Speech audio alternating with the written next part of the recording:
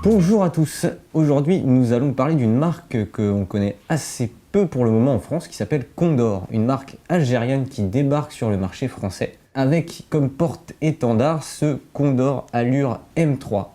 Donc ça ne vous aura pas échappé, il y a une petite ressemblance avec un certain iPhone X. Ça malheureusement on s'y habitue puisqu'il y a eu beaucoup de smartphones cette année qui ont repris ce design avec un écran qui occupe une grande part de la face avant et une petite encoche sur le dessus. Alors on n'est pas sur un écran qui occupe autant de surface que chez Apple, sur l'iPhone X, mais on a tout de même un taux d'occupation qui est excellent pour un smartphone qui est, disons-le tout de suite, à 300 €. Donc de ce côté-là, c'est très bien. On est sur du Full HD, on a une dalle qui est assez correcte dans l'ensemble. C'est pas le meilleur écran qu'on ait puisque c'est pas de l'OLED, mais c'est correct.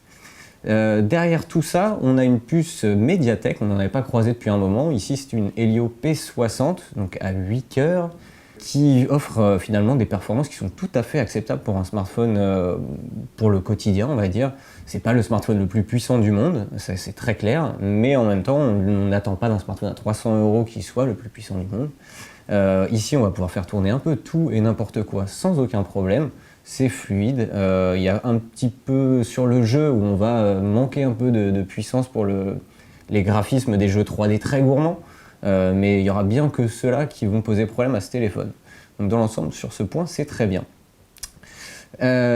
D'autre part, on a une batterie qui fait 3000 mAh, donc avec une telle configuration, généralement, ça accouche de bonnes autonomies. Ici, c'est effectivement le cas, on va avoir un smartphone qui va être capable de tenir à peu près 2 jours, pour un usage standard, et quand on est un peu plus acharné sur l'usage de son smartphone, on va tenir une journée sans problème. Donc là-dessus, c'est plutôt bien. On va avoir un appareil photo au dos qui va être à 2 modules. Donc on va avoir un premier module avec un capteur de 16 mégapixels, qui va être le module principal en fait. Le second module qui est doté d'un capteur de 5 mégapixels, et lui en soutien du premier, il va être juste là pour aider à créer les flous d'arrière-plan sur les modes portrait. Dans l'ensemble, quand on est en plein jour, le résultat est correct.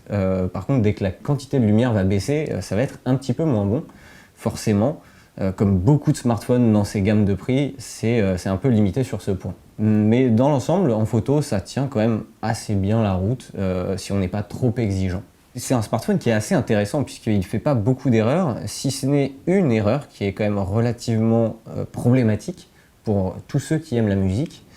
Il n'y a pas de prise jack. Alors vous me direz, c'est pas le seul, pour le coup c'est un des rares à ce prix-là à ne pas en avoir, mais le problème c'est que l'adaptateur jack, mini jack vers USB-C qui est fourni n'est pas excellent, et même loin de là en fait il est plutôt médiocre, donc il faudra soit en acheter un autre, ou passer sur un casque Bluetooth.